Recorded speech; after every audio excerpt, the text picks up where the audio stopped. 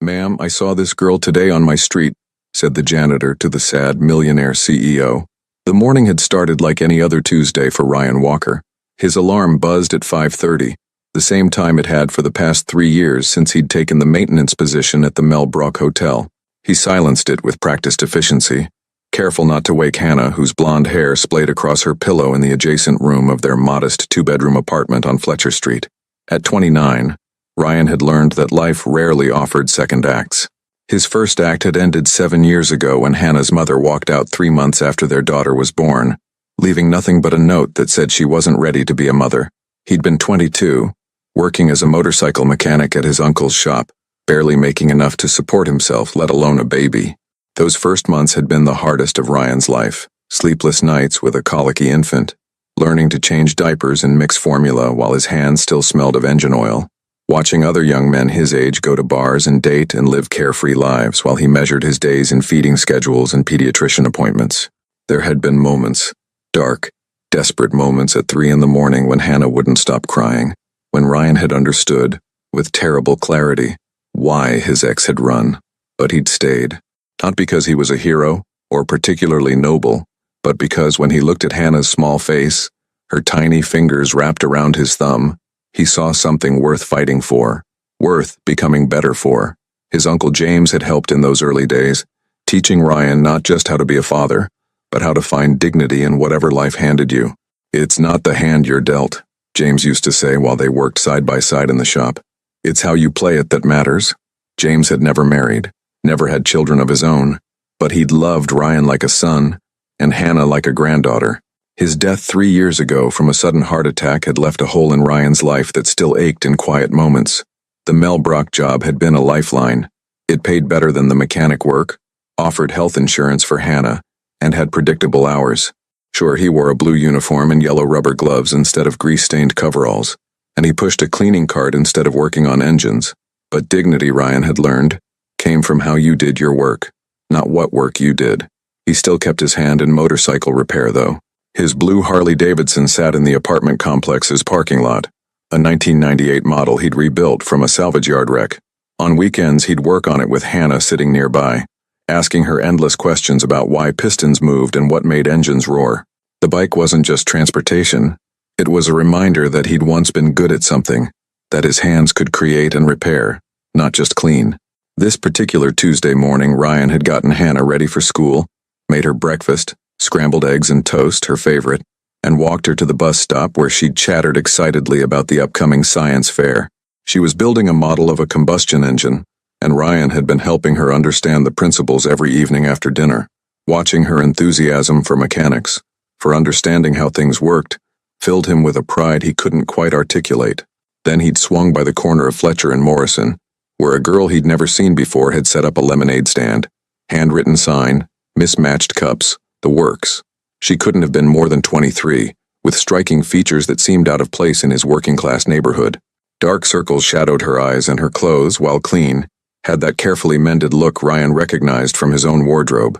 The hem of her jeans had been repaired multiple times, and her t-shirt, though spotless, was worn thin at the collar. But it was her hands that had caught Ryan's attention. They shook slightly as she poured lemonade into a paper cup, and there were scars on her wrists that looked old, faded, but still visible. Something about her seemed wrong, like a puzzle piece forced into the incorrect spot. She carried herself with a strange contradiction, hunched over as if trying to disappear, but with an underlying grace that suggested she'd once moved through the world differently. Her eyes, when they briefly met his, held depths of experience that no 23-year-old should possess. 25 cents a cup, she'd said, her voice hoarse as if she hadn't spoken in a while, or as if she'd spent years learning not to speak at all. Ryan had bought 2 cups, paying with a dollar bill and telling her to keep the change. The lemonade was surprisingly good. Real lemons, not powder, made with care despite her obvious poverty. She'd looked at him with such profound gratitude that it had unsettled him, as if 75 cents represented a fortune, as if simple kindness was something she'd almost forgotten existed.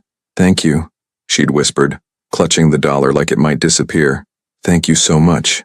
He'd wanted to ask if she was okay, if she needed help, if there was someone he could call.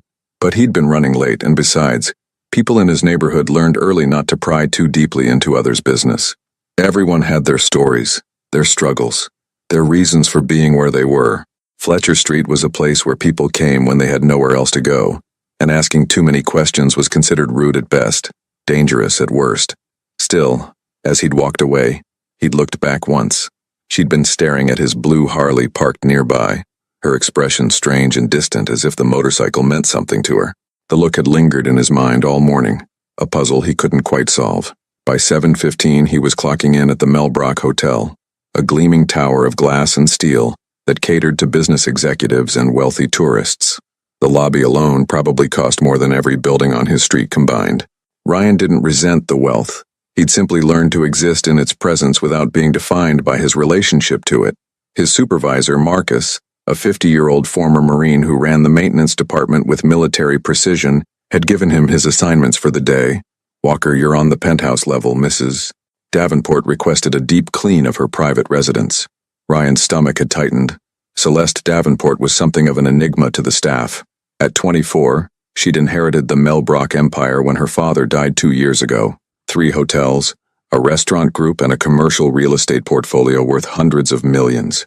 The gossip sites called her the girl who inherited everything, and speculated endlessly about her personal life. Ryan had seen her exactly twice in his 3 years at the hotel. Once in the parking garage, climbing out of a silver Tesla, her royal blue blazer and denim shorts somehow managing to look both casual and expensive.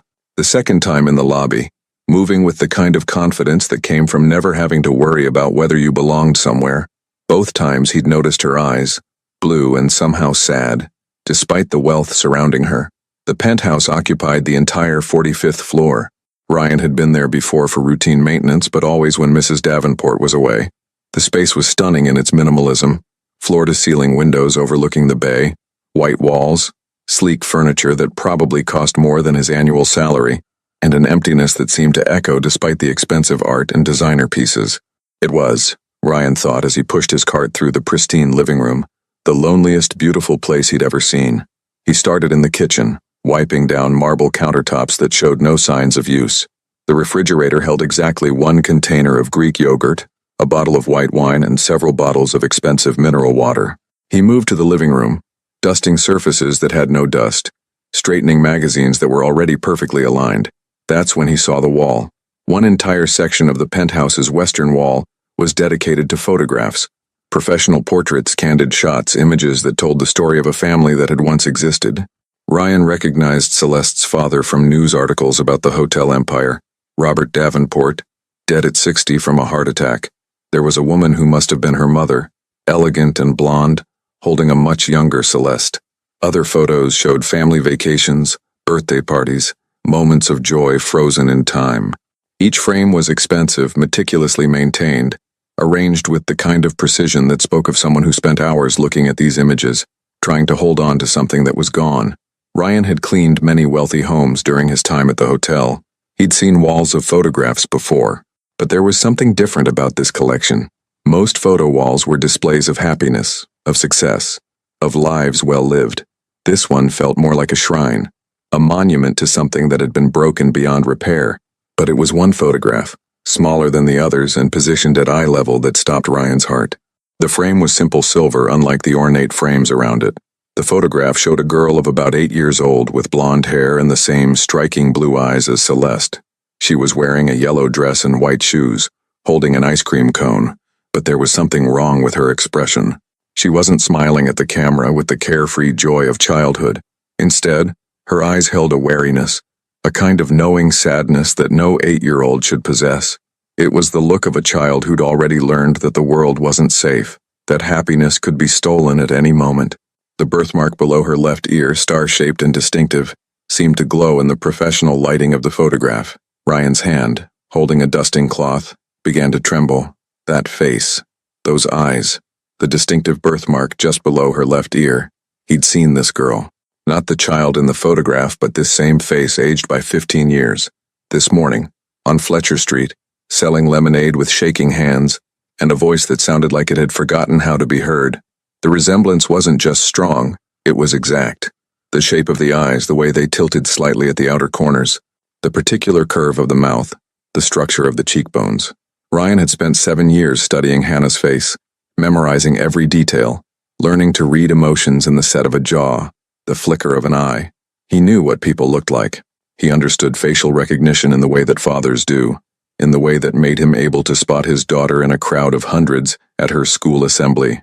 And the young woman from this morning was this girl, grown up. He would stake his life on it. No, Ryan whispered to the empty room. That's impossible.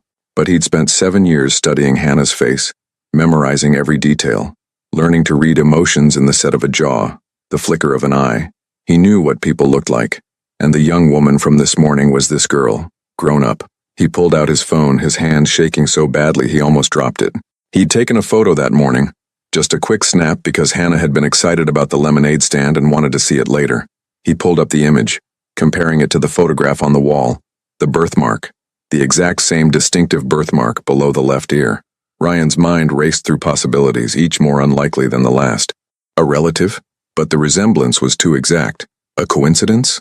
But the birthmark was too distinctive. His vision blurred at the edges.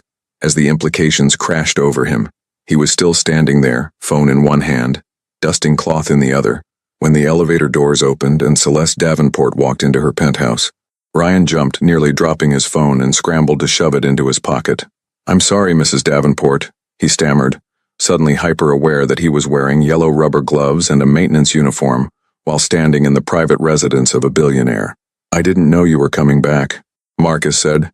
"It's fine," she interrupted, but her voice lacked conviction.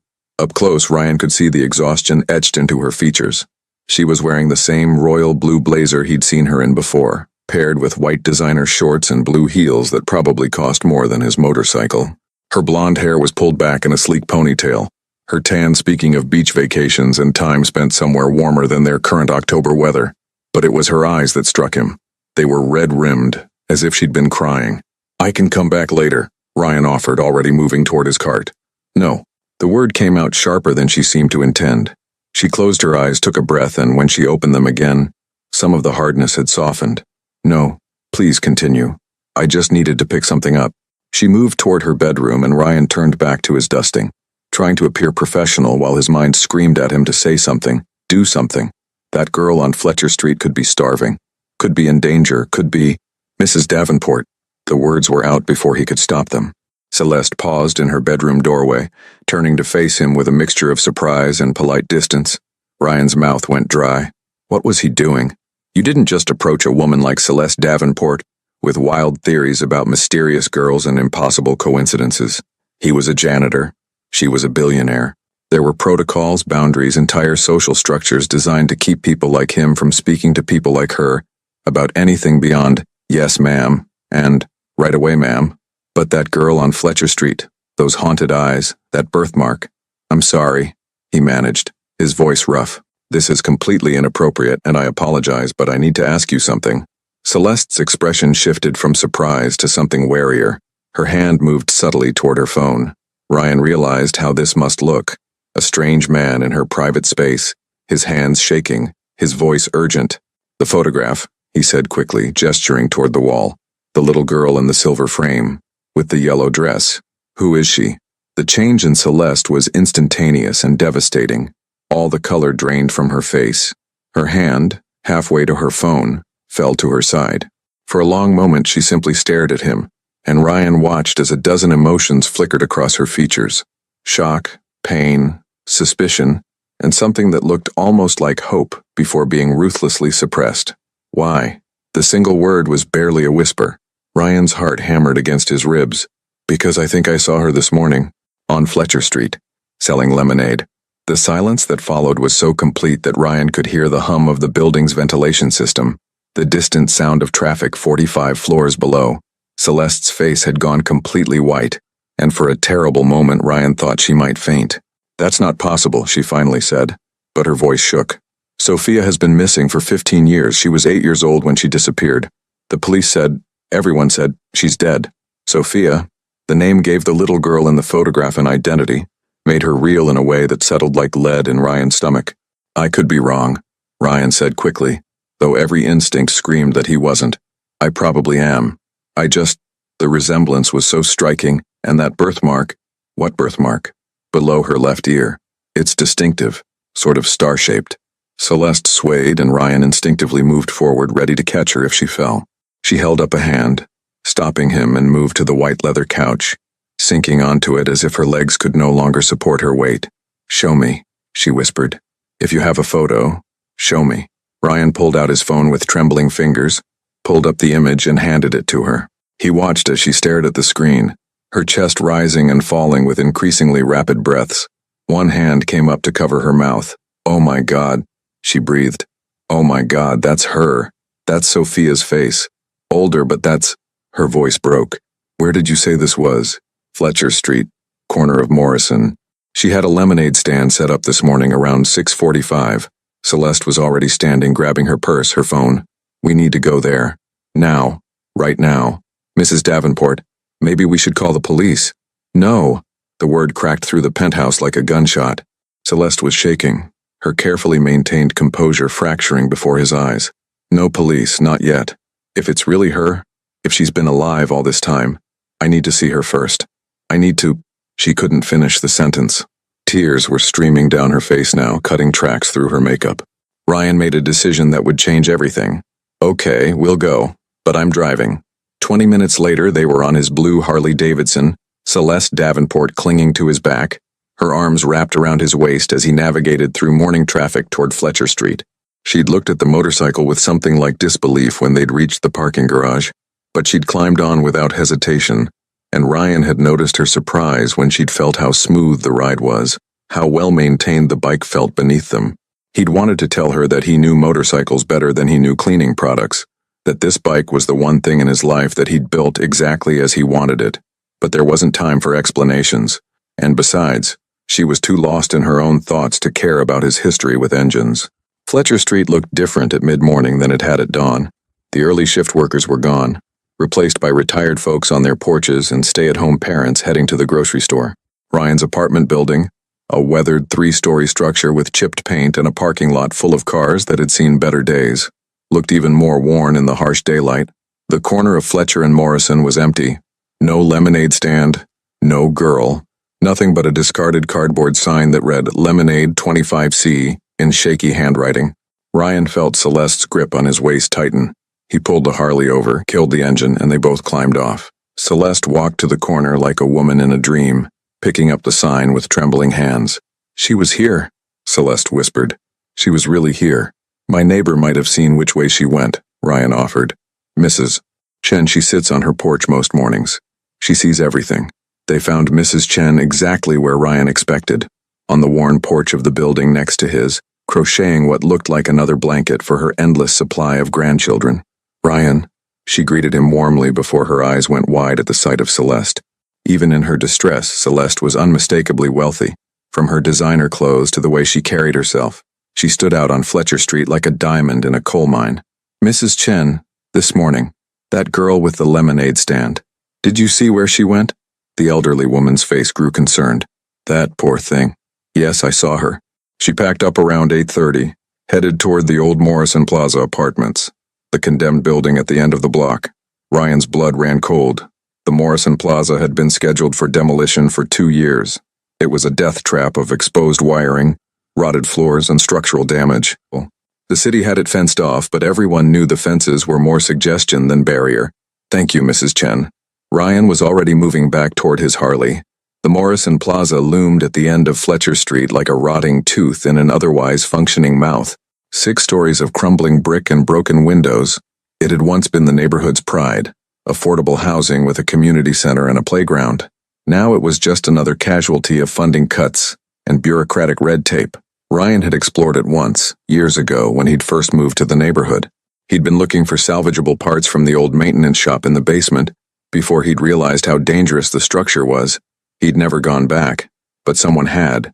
Ryan could see fresh footprints in the mud near a gap in the fence and what looked like someone's makeshift camp just inside the building's broken entrance.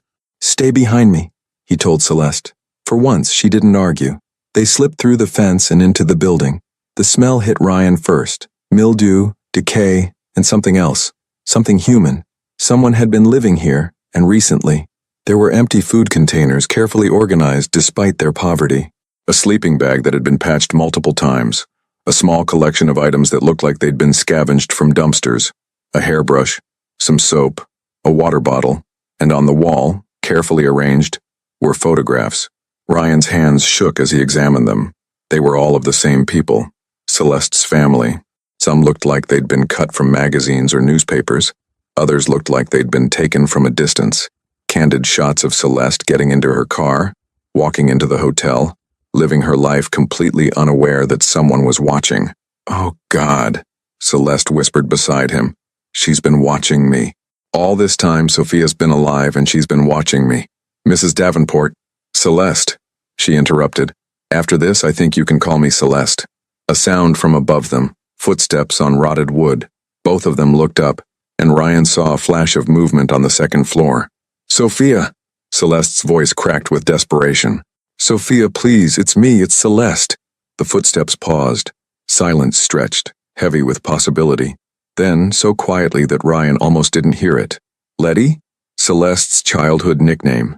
Ryan saw her face crumple, saw 15 years of grief and guilt and desperate hope crash over her all at once. "Yes," she sobbed. "Yes, it's Letty.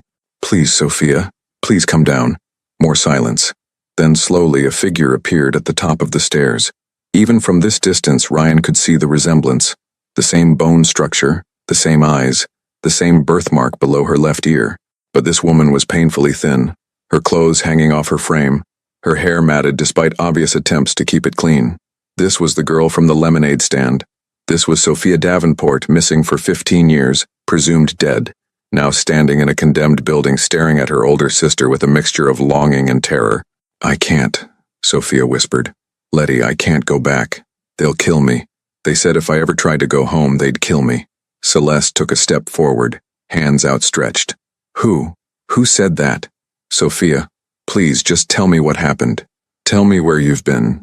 The people Dad owed money to." Sophia's voice was stronger now, clearer, and Ryan heard in it the remnants of the educated, privileged childhood she'd been stolen from. "The gambling debts. He couldn't pay, so they took me. They said if he went to the police, they'd kill me. They kept me locked up for years, Letty. Years. And then when Dad died, they said I wasn't useful anymore. They were going to kill me, but I escaped." Ryan watched Celeste's face cycle through emotions too complex to name. Grief for her father's betrayal. Rage at what had been done to her sister. Guilt for all the years she'd believed Sophia was dead. "That's not possible," Celeste said, but her voice lacked conviction. "Dad wouldn't, he couldn't, he did." Sophia's voice was flat now, emotionless in a way that was somehow worse than crying. "I heard him talking to them once early on.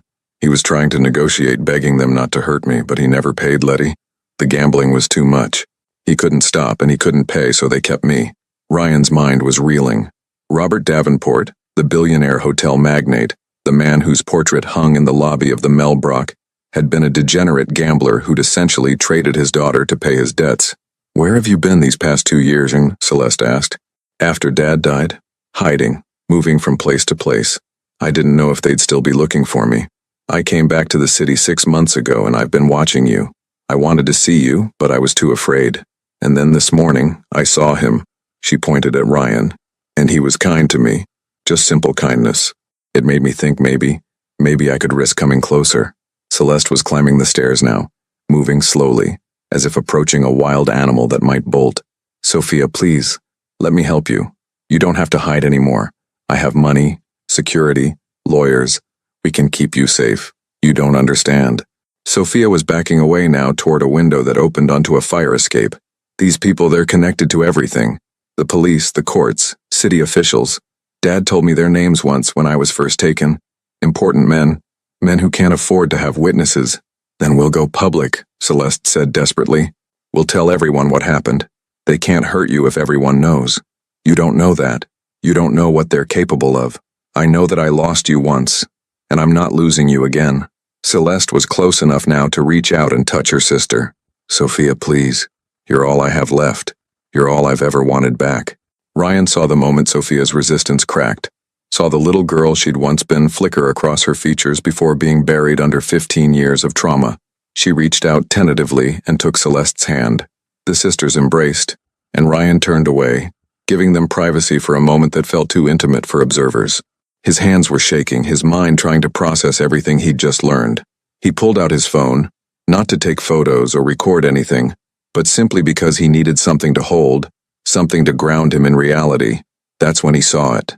Among Sophia's carefully arranged collection of scavenged items, tucked behind a pile of old newspapers, was something that made Ryan's heart stop for the second time that day. A photograph. Old, faded, edges worn from handling. It showed a much younger Robert Davenport grinning widely, standing next to a blue Harley-Davidson, the exact same model, year and color as Ryan's bike, and in the background, barely visible, was a sign, Walker's Motorcycle Repair. Ryan's hands began to tremble so badly he could barely hold the photograph. Walker's Motorcycle Repair, his uncle's shop, the shop where Ryan had learned everything he knew about motorcycles, where he'd spent his teenage years covered in grease and surrounded by engines. "Celeste," he said, his voice hoarse, "you need to see this." She came over, Sophia still clinging to her arm, and looked at the photograph Ryan held. Her face went pale. "That's Dad's bike," she whispered. "He loved that thing. He used to take me for rides when I was little before." She stopped, looking at Ryan with dawning realization. "Why is this at Walker's Motorcycle Repair?" "Because that was my uncle's shop," Ryan said slowly. "He owned it for 30 years before he died. I worked there all through high school and after, until I had to take the hotel job for the benefits." "That's not possible," Celeste breathed. "The coincidence would be not a coincidence." Sophia's voice was quiet but certain. She was looking at Ryan with an intensity that made him uncomfortable. "You look like him. The man who helped me escape. The mechanic who Dad talked to all the time about his bike. He found out what Dad had done to me. He came to the place where they were keeping me, and he helped me get out. But they caught him. They killed him right in front of me. And I ran." Ryan felt the world tilt beneath his feet. "What was his name? The man who helped you?" "I never knew his name, but he looked just like you. Same eyes, same build. And he told me, right before they killed him, he said, 'Tell my nephew, Ryan, that the blue Harley was always meant for something good.'" The photograph slipped from Ryan's fingers, fluttering to the ground. His uncle had known, had discovered what Robert Davenport had done, had died trying to save Sophia. "How?" Ryan's voice was barely a whisper. "How did my uncle end up involved in this?" "Dad talked to him about everything," Celeste said slowly, pieces clicking together in her mind. "He'd go to that shop and work on his bike for hours. He said it was the only place he felt like himself. The mechanic there, your uncle, they became friends. And when Dad's gambling got worse, when I disappeared, your uncle must have started asking questions," Sophia continued. "He must have figured it out somehow, and he tried to save me." Ryan sank onto a pile of rubble, his legs no longer able to support him. The blue Harley in his parking lot, the bike he'd lovingly restored, wasn't just any motorcycle. It was Robert Davenport's bike. His uncle must have held onto it all these years, maintaining it, keeping it ready, waiting. "Tell my nephew Ryan that the blue Harley was always meant for something good." His uncle had left him the bike in his will. Ryan had thought it was just another salvage project, something to fix up and sell, but it had been more than that. It had been a mission, a purpose, a way to continue what his uncle had started. "I've been riding your father's motorcycle," Ryan said to Celeste, the surreal nature of the situation washing over him. "For 3 years, I've been riding it to work at your hotel, completely unaware that it connected us to all of this." Celeste looked at him, and Ryan saw something shift in her expression. Where there had been polite distance, there was now recognition, respect, maybe even the beginning of trust. "Your uncle died trying to save my sister," she said softly. "And somehow that same motorcycle brought you to that exact corner this morning, at the exact moment when Sophia was ready to reach out. That's not coincidence. That's impossible," Ryan finished. "But it happened anyway." Sophia had moved to the window, looking out at the neighborhood below. "They're still out there," she said. "The men who took me, the men who killed your uncle. As long as they're free, I'm not safe." "Then we'll make you safe," Celeste said with sudden steel in her voice. "Ryan, you said you recognized some of these men from news articles from city officials." "Some of them," Ryan admitted. "But Sophia's right. These are powerful people. Going after them without proof would be suicide. Then we get proof." Celeste was transforming before their eyes, the grieving sister giving way to the CEO who'd inherited a business empire at 22, and not only survived, but thrived. "Sophia, you said Dad told you names. Do you remember them?" Sophia nodded slowly.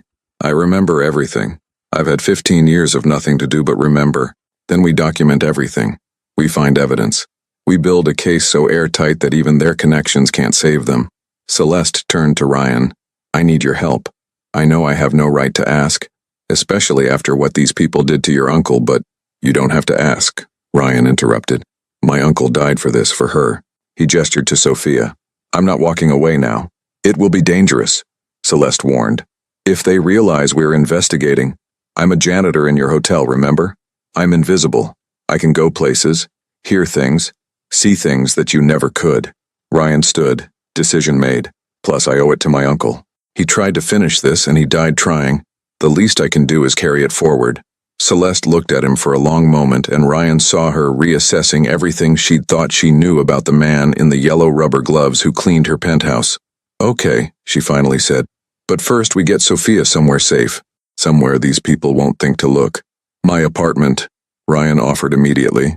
It's nothing fancy, but it's not connected to you or your family in any way. Nobody would think to look for Sophia Davenport on Fletcher Street. Won't your daughter have questions? Celeste asked, and Ryan was surprised she'd remembered that detail.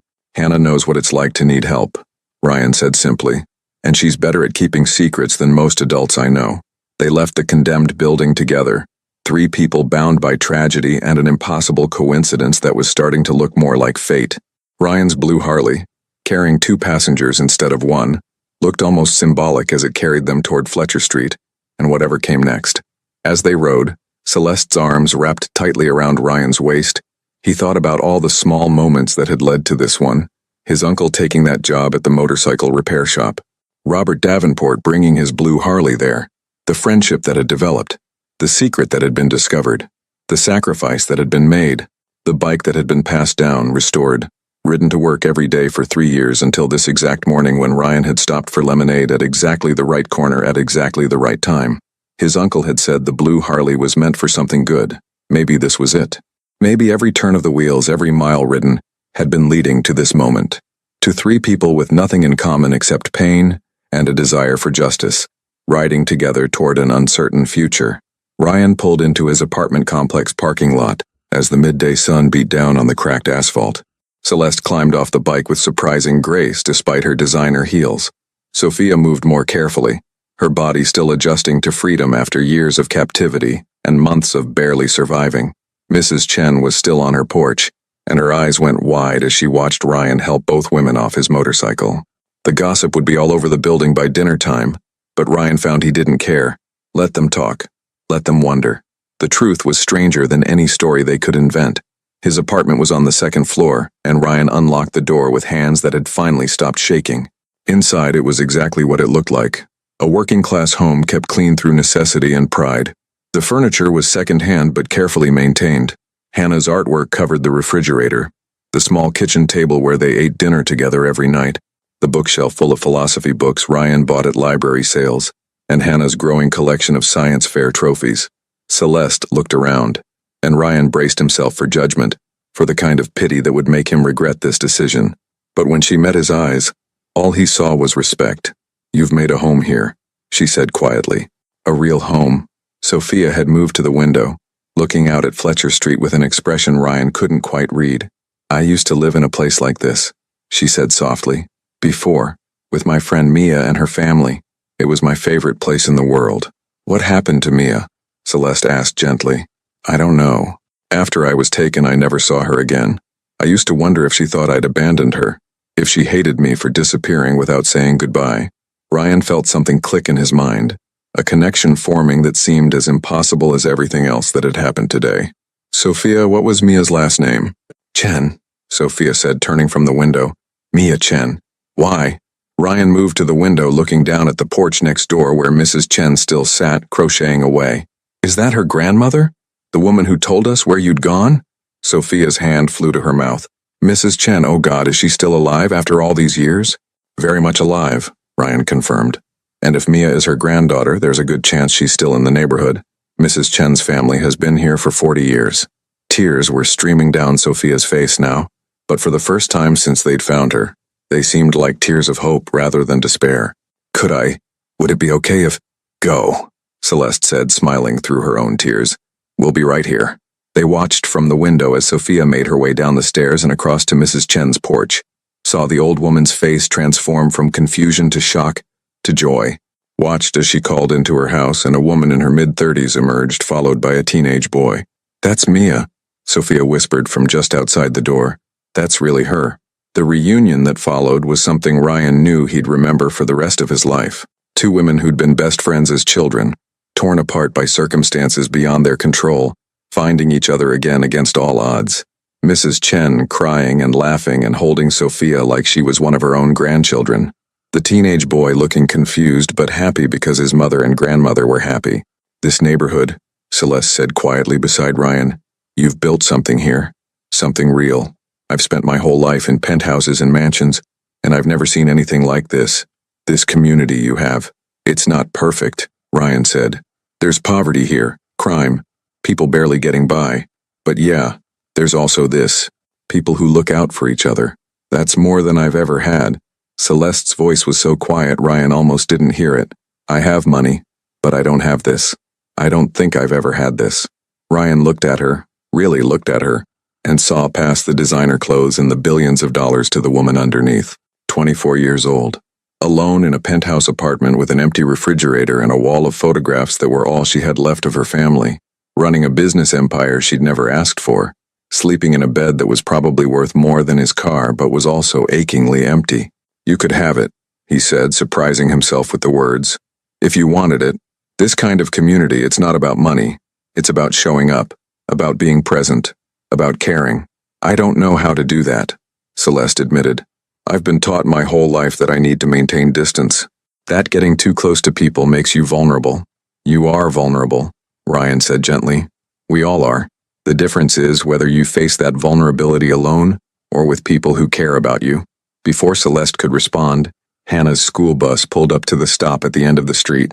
Ryan checked his watch, surprised to discover it was already 3:30. The entire day had passed in what felt like hours. "That's my daughter," he said. "Fair warning. She asks a lot of questions." Hannah bounded off the bus, her blonde ponytail bouncing, her backpack nearly as big as she was. She was halfway across the parking lot before she noticed the silver Tesla parked next to their apartment building, decidedly out of place among the beater cars and aging pickups. Her steps slowed, and Ryan saw her taking in the scene. Her father, standing with a woman who was clearly wealthy, and Sophia, now talking animatedly with Mrs. Chen and Mia. Hannah's 7-year-old mind was working through the strangeness of it all. "Hi, Dad," she said cautiously when she reached the stairs. "Who's your friend?"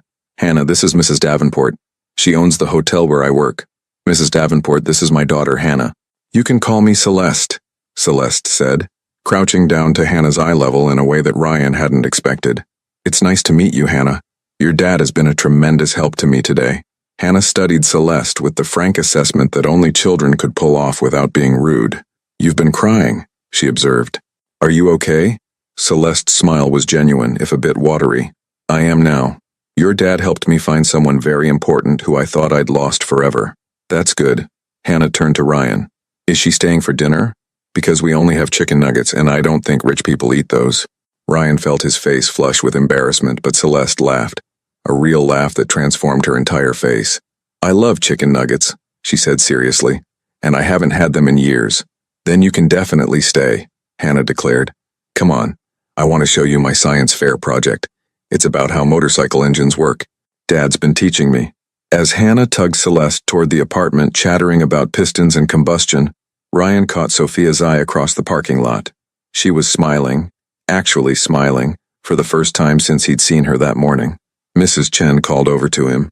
"Ryan Walker, you bring everyone over for dinner tonight.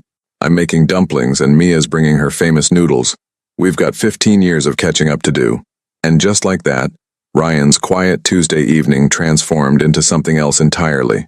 By 6 o'clock, Mrs. Chen's apartment was packed with people. Sophia and Mia talking and crying and laughing all at once. Mrs. Chen and her son Peter, who'd driven over from across town with his wife and their 2 kids. Hannah demonstrating her science project to anyone who would watch. And Celeste, sitting at Mrs. Chen's kitchen table, eating homemade dumplings and looking more relaxed than Ryan had ever seen her.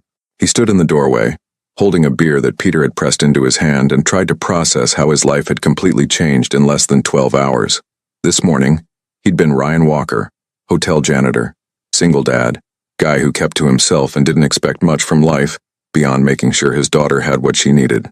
Now he was Ryan Walker, nephew of a hero, keeper of a secret that connected him to one of the city's wealthiest families, and somehow, impossibly, part of something bigger than himself. Your uncle would be proud, a voice said beside him. Ryan turned to find Sophia standing there, a plate of food in her hands. He always said that motorcycles brought people together, that they were meant for good people doing good things. He never told me any of this, Ryan said, the old grief mixing with new understanding. About your father, about trying to save you. I spent 3 years wondering why he left me that bike, why it seemed so important to him that I take care of it. Because he knew. Sophia's certainty was absolute. He knew that somehow, someday, that bike would lead to this. To you finding me. To us having a chance to make things right. I'm just a janitor, Ryan said quietly. I'm not equipped to take on powerful people. To bring down criminals with connections. I'm nobody. You're somebody to Hannah, Sophia pointed out. You're somebody to Mrs. Chen and Mia and everyone in this building. You're somebody to Celeste, whether she's ready to admit it or not. And you were somebody to your uncle, somebody he trusted to carry forward something he couldn't finish. Ryan looked across the room at Celeste, who was helping Hannah demonstrate the proper way to hold chopsticks. She'd kicked off her designer heels and was sitting cross-legged on the floor, completely at ease despite being surrounded by people who lived in a world so different from her own. She caught his eye and smiled, and Ryan felt something shift in his chest. Yeah, he said softly. I guess I am. As the evening wore on, they made plans. Careful plans. Plans that would take time and patience and perfect execution. Sophia would stay with Mia for now, hidden in plain sight in Mrs. Chen's spare bedroom. Ryan would continue working at the hotel, his eyes and ears open for any information that might help their case. Celeste would use her resources to hire investigators, to compile evidence, to build an ironclad legal strategy. But more than that, something else was building. A connection between people who should never have met, who came from completely different worlds but who were bound together by tragedy and hope, and the simple act of one man stopping to buy lemonade on a Tuesday morning. When the party finally wound down around 10 o'clock, Ryan walked Celeste to her Tesla. The night air was cool, and she shivered slightly in her blazer. Without thinking, Ryan shrugged off the flannel shirt he'd thrown on over his t-shirt and offered it to her. I can't take your shirt, she protested. You can and you will. I'll get it back tomorrow when I clean your penthouse. She put it on, and Ryan tried not to notice how it looked on her, how it seemed to transform her from untouchable billionaire to just a woman standing in a parking lot, grateful and exhausted and hopeful. Thank you, she said quietly. For today, for everything, for not just seeing a janitor and a CEO, but for seeing people, Ryan finished. Just people trying to do the right thing. Yeah. Celeste looked up at him, and in the dim parking lot light, her eyes seemed to hold entire universes. People. She climbed into her Tesla, and Ryan watched her drive away, his flannel shirt wrapped around her shoulders, carrying with it the smell of engine oil and laundry detergent and Fletcher Street. When he went back inside, Hannah was already in her pajamas, sitting on the couch with a serious expression. Is Mrs. Davenport your girlfriend now? She asked with the direct simplicity of childhood. What? No. Hannah, where would you get that idea? Because you gave her your favorite shirt, and you had that look. What look? The look people get in movies when they're falling in love. Ryan sat down next to his daughter, pulling her into a hug. It's not like that, kiddo. Mrs. Davenport and I we're helping her sister, that's all. Okay, Hannah said, but her tone suggested she didn't believe him. But Dad, yeah, I like her. She talked to me like I was a real person, not just a little kid, and she knew all about motorcycle engines. That's pretty cool. Yeah, Ryan agreed. That is pretty cool. That night, after Hannah had gone to bed, Ryan stood on his small balcony looking out at Fletcher Street. Somewhere out there were the men who'd killed his uncle, the men who'd stolen 15 years of Sophia's life, the men who'd destroyed Robert Davenport and nearly destroyed his daughters. But here on this street, in these buildings, was something else. Was community, was hope, was the kind of quiet strength that came from people who'd been knocked down and gotten back up, who'd lost everything and built something new from the rubble. And tomorrow that blue Harley would carry him to work again just like it had for 3 years. But now he understood its purpose. Now he knew what his uncle had known, that sometimes the smallest moments could change everything, that kindness could crack open doors that had seemed permanently closed, that a motorcycle could be more than transportation. It could be a promise A mission, a way to finish what someone else had started. Ryan went inside, checked on Hannah one more time, and fell asleep with one thought circling through his mind. The blue Harley was always meant for something good, and the something good had only just begun. 3 weeks had passed since that impossible Tuesday when Ryan's world had tilted on its axis. 3 weeks of careful investigation, of Sophia slowly emerging from her shell under Mia's patient care, of Ryan and Celeste working together in ways that blurred every line he'd thought existed between their worlds. The evidence they'd gathered was damning. Sophia's testimony, recorded and notarized. Bank records that Celeste's investigators had uncovered showing payments from Robert Davenport to shell companies. Security footage from the building where Sophia had been held, retrieved by a former FBI agent on Celeste's payroll. Names, dates, connections that wound through the city's power structure like rot through wood. But it was the final piece, the one Ryan had found completely by accident, that would change everything. He'd been cleaning the hotel's executive offices after hours, as usual, when he'd noticed something odd about the air vent in the corner office. It was slightly loose, and when he'd investigated, he'd found a small recording device, still active, still transmitting. Someone had been listening to every conversation in that office for years. The office belonged to Thomas Berkshire, the hotel's board chairman and one of the names Sophia had given them, one of the men who'd orchestrated her kidnapping. Ryan had carefully pocketed the device, taken it to a tech specialist Celeste trusted, and what they'd discovered had made them both sick. Recordings going back 15 years, conversations about Sophia, about Robert Davenport's debts, about Ryan's Uncle James and his unfortunate accident, about other victims, other crimes, a web of corruption so vast that bringing down Berkshire would topple half the city's elite. Now, standing outside the district attorney's office with Celeste beside him and Sophia waiting in the car with Mia, Ryan felt the weight of what they were about to do. Once they handed over this evidence, there would be no going back, no safety in anonymity, no pretending he was just a janitor who kept his head down. "You don't have to come in," Celeste said softly. She'd changed in these 3 weeks. Still wealthy, still poised, but something had softened in her. She smiled more, laughed at Hannah's jokes. Hot chicken nuggets at his kitchen table without a trace of condescension. "I can handle this alone." "No," Ryan said firmly. "We finish this together." The district attorney, a sharp-eyed woman named Patricia Rodriguez, listened to their story with the kind of professional skepticism that Ryan had expected. But when they played the recordings, when they showed her the evidence, her expression shifted from doubt to shock to cold fury. "This is enough," she said finally. "More than enough. Berkshire and everyone connected to this will spend the rest of their lives in prison." "How long until you can arrest them?" Celeste asked. "We'll need 48 hours to coordinate with federal authorities. This crosses state lines, involves organized crime. But yes, within 48 hours, we move." They left the DA's office as the sun was setting, painting Fletcher Street gold and amber. Sophia emerged from Mia's car looking stronger than she had 3 weeks ago. She'd gained weight, color had returned to her cheeks, and while the haunted look hadn't completely left her eyes, it had lessened. "It's really over?" she asked. "It's really over," Celeste confirmed, pulling her sister into a hug. Ryan watched them. These two women who'd lost so much and found each other again, and felt something settle in his chest. Justice, he thought. Not revenge, but justice. His uncle would have approved. "Ryan." Celeste turned to him, and he saw something in her expression that made his breath catch. "Walk with me?" They left Sophia and Mia talking by the car and walked toward the Fletcher Street Park, a small patch of green with worn playground equipment and benches that had seen better decades. The blue Harley sat in the parking lot nearby, gleaming in the fading light. "I've been thinking," Celeste said, sitting on a bench, "about what happens next. After the arrests, after the trials, about where I belong." Ryan sat beside her, close enough that their shoulders almost touched. "You belong wherever you choose to belong. That's the thing. For the first time in my life, I actually have a choice." She turned to face him, her blue eyes serious. "My father built an empire on lies and gambling debts. He sacrificed my sister to pay for his mistakes. Everything I inherited, everything I am, is built on that foundation. What you do with it now is what matters," Ryan said quietly. "You didn't create the mess, but you're cleaning it up. That counts for something." "I want to sell the hotels," Celeste said abruptly.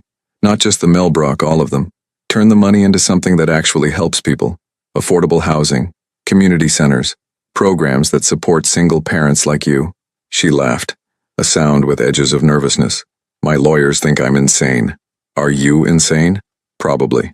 She looked at him, really looked at him, in a way that made Ryan's pulse quicken. But these past 3 weeks sitting at Mrs. Chen's table, watching you teach Hannah about engines, being part of something real, I've been happier than I've been in years. Money doesn't buy that, it can't. What are you saying? Celeste took a breath and Ryan saw courage in her expression. The same courage it had taken her to climb on his motorcycle that first day, to search a condemned building, to face the possibility that her father had been a monster. I'm saying that I'm tired of living in a penthouse that echoes. I'm saying that I want to be part of something that matters. And I'm saying, she paused, gathering her words, I'm saying that somewhere in all this chaos and tragedy, I've fallen for a man who wears yellow rubber gloves and rides a blue Harley and teaches his daughter that dignity comes from how you do your work, not what work you do. Ryan's heart hammered against his ribs. Celeste, I know all the reasons it doesn't make sense, she continued quickly. I know we're from different worlds. I know people will talk, will judge, will say terrible things. But Ryan, I don't care. These 3 weeks with you have taught me more about what matters than 24 years of wealth ever did. Ryan thought about all the speeches he could give about class differences, about what people would say, about protecting her from the judgment that would come. But instead he remembered his uncle's voice. It's not the hand you're dealt, it's how you play it that matters. My uncle used to say that motorcycles brought people together. Ryan said softly, that they were meant for good people doing good things. I never understood what he meant until now. He reached out, gently tucking a strand of blonde hair behind Celeste's ear. I'm falling for you too. Have been since I saw you eat chicken nuggets with Hannah and pretend they were the best thing you'd ever tasted. Celeste laughed, and it was the most beautiful sound Ryan had ever heard. They were the best thing I'd ever tasted, because they were real. When they kissed, it felt like the most natural thing in the world, like two puzzle pieces that had always been meant to fit together, just waiting for the right moment to connect. They were still sitting there, hands intertwined, when Hannah came running over from where she'd been playing with Mia's nephew. Dad! Celeste! Mrs. Chen says dinner's ready and she made extra dumplings. She paused, looking at their joined hands and grinned. Does this mean Celeste is your girlfriend now? Ryan looked at Celeste, saw his own joy reflected in her eyes. Yeah, kiddo, I think it does. Good, Hannah declared. She can teach me about business stuff while you teach me about engines. I'm going to be very smart when I grow up. As they walked back toward Mrs. Chen's apartment, toward the warmth of community and the promise of dinner, Ryan thought about the journey that had led them here. A blue Harley, a cup of lemonade, a photograph on a wall, his uncle's sacrifice, Celeste's courage, Sophia's survival. All of it had been leading to this moment, to choosing connection over isolation, to choosing love over safety, to choosing, again and again, to show up and be present and fight for what mattered. The arrests happened exactly 48 hours later. Thomas Berkshire was taken from his home in handcuffs along with 6 other prominent city figures. The news coverage was massive, the scandal seismic. But Ryan watched it from Mrs. Chen's living room, surrounded by people he'd come to think of as family, with Celeste's hand in his and Hannah asleep against his shoulder. Sophia would need therapy, time, support to fully heal from what had been done to her. But she had Celeste now, and Mia, and a whole community on Fletcher Street that had already adopted her as one of their own. Celeste would sell her hotels, restructure her life, discover who she was when wealth wasn't her defining characteristic. It would be hard, uncomfortable, sometimes painful, but she wouldn't be alone. And Ryan would keep riding his blue Harley to work, would keep teaching Hannah about dignity and engines and showing up. But now he'd have Celeste beside him, learning what it meant to build something real from the rubble of tragedy. Months later, when the trials were over and justice had been served, Ryan would stand with Celeste at the opening of the first affordable housing complex built with Davenport money. Sophia would be there too, healthy and whole, starting college and studying social work. Hannah would win her science fair with her combustion engine model, and Mrs. Chen would make dumplings for everyone. But that night, sitting in a cramped living room on Fletcher Street, eating homemade food and laughing with friends, Ryan understood what his uncle had known all along. The blue Harley had always been meant for something good, and something good had finally found its way home.